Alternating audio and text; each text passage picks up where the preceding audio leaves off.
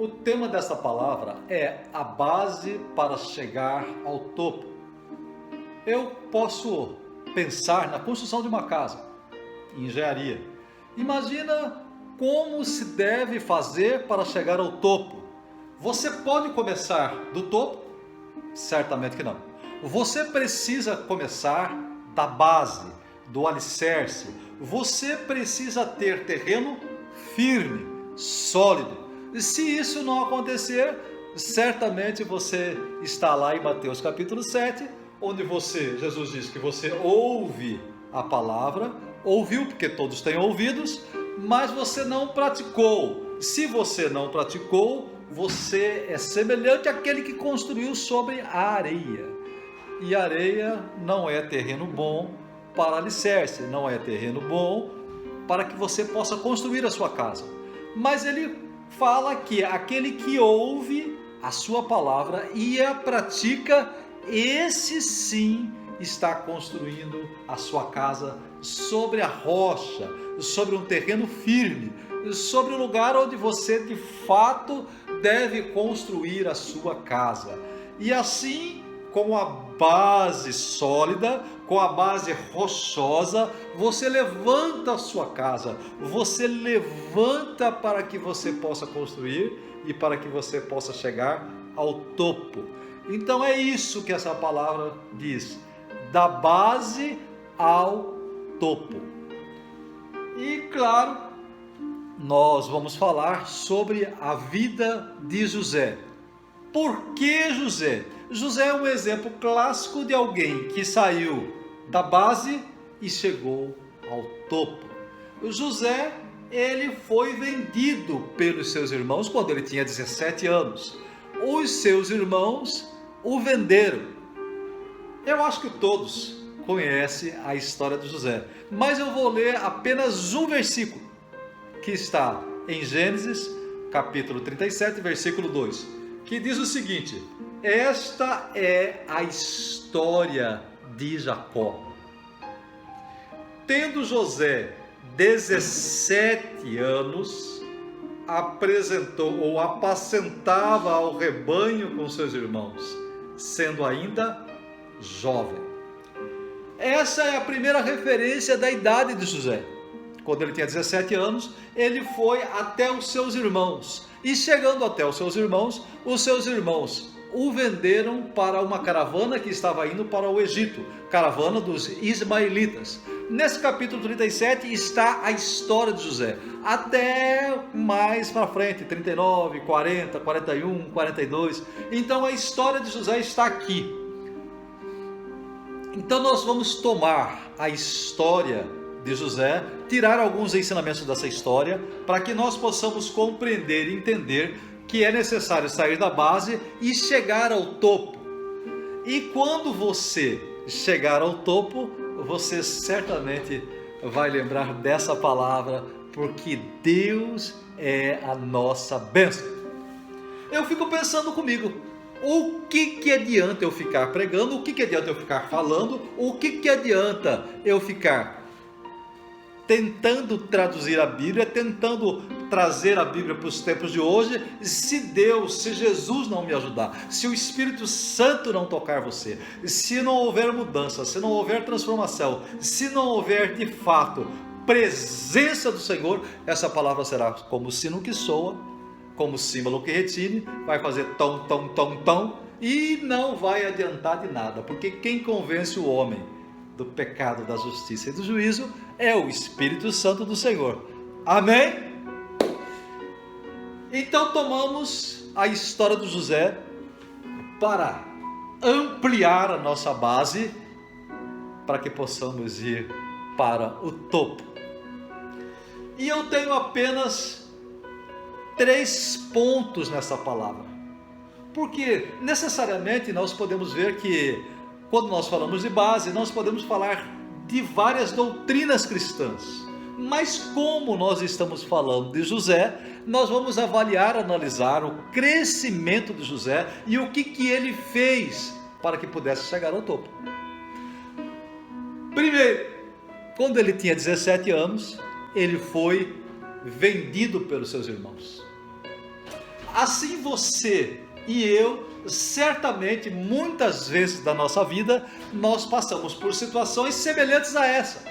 De tal forma que somos humilhados, de tal forma como José, vendidos. De tal forma que escapou do nosso controle e pessoas, tanto amigos quanto, vamos dizer assim, principalmente nossos familiares, nossos parentes, houve algo assim que deixou você muito, muito chateado, a ponto de não querer mais falar com essa pessoa, a ponto de desprezar essa pessoa, a ponto de se retirar e não querer ficar próximo de onde essa pessoa está. Assim foi com José. Deus teve que trabalhar na vida dele, assim como Jesus tem que trabalhar na sua vida, assim como tem que trabalhar na minha. Você sabe de quem eu estou falando. E de fato, meu irmão, para se chegar ao topo é preciso perdoar. Jesus ensinou, está lá em Mateus capítulo 6, oração dominical, ou a oração que o Senhor ensina, que diz: Pai nosso que estás no céu, santificado seja o vosso nome, venha a nós o vosso reino, seja feita a vossa vontade, assim na terra como no céu. Perdoai as nossas dívidas, assim como nós perdoamos os nossos devedores. E não vos deixei cair em tentação, mas livrai-nos do mal, porque tua é a justiça, a glória para sempre. Mas no final desse sermão, ele diz, ou no final dessa oração, ele diz: olha, perdoai aquele que vos ofenderam, para que Deus possa ouvir a sua oração. Porque se você não fizer isso, Deus não vai te ouvir. Tamanha a importância do perdão. O perdão tem importância, porque se você não perdoar, a sua base está fraquíssima. Se você perdoar, Deus ouve, Deus escuta você. E, claro, certamente o perdão é importante. Assim, Deus enviou o seu Filho chamado Jesus, o Cristo, para que possa morrer no meu lugar, para que todos os meus pecados fossem cancelados, para tudo que eu fiz de errado eu pudesse confessar e ser perdoado. Isso significa que Deus me perdoou. E é por isso que você precisa liberar perdão. O exemplo vem do Pai. E outra coisa que nós temos também, que nós compreendemos que fortalece, é serviço. Nesse tempo de confinamento, o serviço é muito importante. O que é servir? O que é fazer isto? Você pode, no livro de Gênesis, acompanhar comigo 39:2. Gênesis 39:2. Diz o seguinte, olha: o Senhor era com José, que veio a ser homem próspero e estava na casa do seu senhor egípcio. Olha só, o Senhor estava com José, mas claro que José teve que fazer algumas coisas. É claro que o Senhor era a inspiração, mas José tinha que fazer a parte que lhe cabia, assim como eu tenho que fazer a parte que me cabe, assim como você tem que fazer a parte que se cabe. É claro que eu, aqui na minha casa, eu pensando nisto, percebi que a grama estava alta, que o meu quintal não estava bonito, que o meu quintal precisava de mim. Deus me deu força, não é mesmo?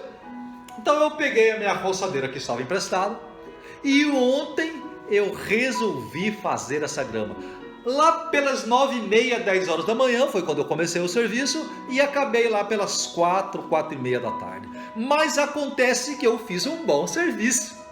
Eu retirei as coisas do lugar, eu rocei toda a grama. E aí, é só isso que você faz de serviço? Nesse tempo de confinamento que você está na sua casa? Você fala, pastor, você lava a louça? Sim, lavo. Pastor, você ajuda a sua mulher a limpar, a lavar a casa? Sim, ajudo. Tem mais alguma pergunta para fazer? Eu quero dizer que eu estou me despertando para o serviço. Que eu, assim como você, eu te convido para que você possa fazer muito mais além daquilo que você tem feito, que é a sua parte. O Senhor vai te abençoar, certamente. E nós percebemos aqui um serviço espiritual de José. Ele, José, você pensa que a vida é fácil, a vida de José também não foi tão fácil. Porque José, ele caiu numa armadilha, numa cilada, mas que o Senhor estava nesse negócio. A mulher do seu senhor, Potifar, queria ter relacionamento conjugal ou relacionamento amoroso com José. E José falou, certamente não posso, não farei isso. Vamos ler mais alguns, apenas 2 versículos. No versículo 21, 39, 21, diz assim: o Senhor, porém, era com José, e todos os presos que estavam no cárcere, e ele fazia tudo quanto se devia fazer ali. E nenhum cuidado tinha o carcereiro de todas as coisas que estavam nas mãos de José, porquanto o Senhor era com ele. E tudo o que se fazia, que José fazia, o Senhor prosperava. Pensa que José foi preso, e ele estando preso, ele continuou trabalhando. Ele continuou. Então nós estamos como base, nós temos como base o perdão. Nós temos como base sólida para a construção da sua casa o serviço, o servir. E nós temos como base sólida a perseverança. Não é mesmo? Então nós sabemos P de perdão, S de serviço e P novamente de perseverança. PSP. Agora nós estamos na perseverança. Por que José foi perseverante? Um homem que foi vendido pelos seus irmãos, mas não desistiu. Ele continuou. Então chegou na casa de Potifar aos 17 ou um pouquinho mais, e saiu de lá em torno de 26 até 28 anos talvez. Olha, um homem perseverante, um homem que ficou ali, e naquela terra o Senhor prosperou na administração até um certo tempo, mas o propósito de Deus era levar ele ao topo.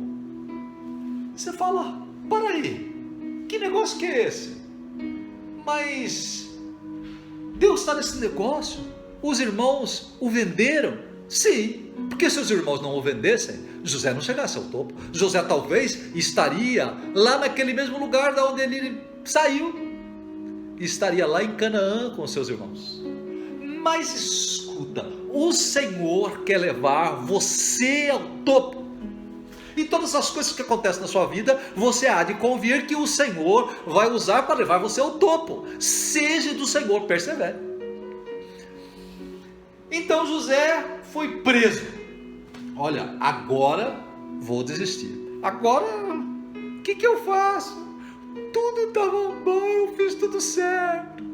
Eu continuei a fazer tudo certo. E agora? Fui preso. Está pensando que o José agiu assim? De forma nenhuma. José continuou a servir. José continuou a sua caminhada. E lá, naquele lugar, onde ele ficou mais de 2 anos preso, assim como você está confinado, assim como eu estou confinado, ele resolveu perseverar. José, ele tinha, vamos dizer assim, uma característica especial, um ministério com o Senhor. Ele interpretava sonhos. Assim foi desde a sua mocidade. Quando ele tinha 17 anos, ele contou os seus sonhos para os seus pais, para os seus irmãos. E lá, José, então, serviu aquelas pessoas. Mas 2 pessoas também foram presas aqui naquele lugar, que eram ministros do rei. Um era o seu copeiro-chefe e um era o seu padeiro-chefe. E certamente eles foram presos também ali. Alguma coisa aconteceu. O Senhor providenciou. E ali eles sonharam. Ali eles tiveram seus sonhos. E mais uma vez José glorificou ao Senhor. Mais uma vez ele disse que o Senhor é que revelava sonhos, que ele era apenas um instrumento do Senhor. No versículo 46. Mas antes eu quero dizer para você que Faraó teve um sonho. Faraó teve um sonho. E esse sonho que o Faraó teve, ninguém no seu palácio, ninguém dos seus amigos, ninguém do seu convívio conseguiu revelar. Você sabe por quê?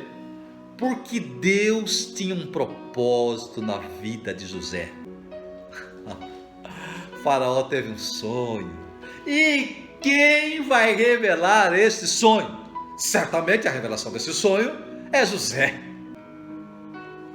Então José falou: olha, são 2 sonhos, mas a interpretação é um só. É uma só.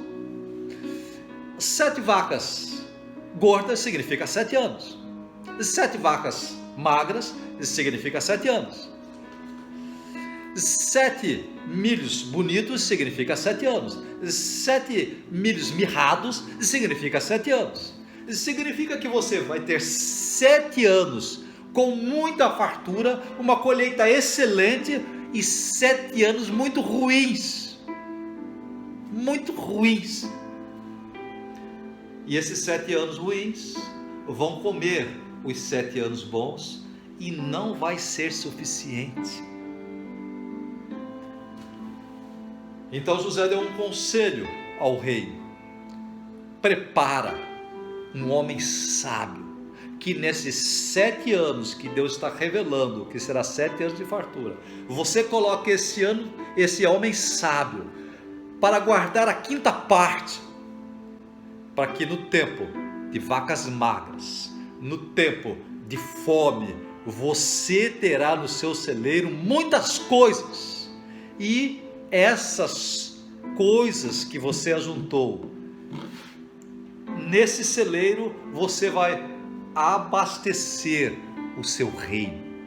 Põe um homem sábio sobre essa administração.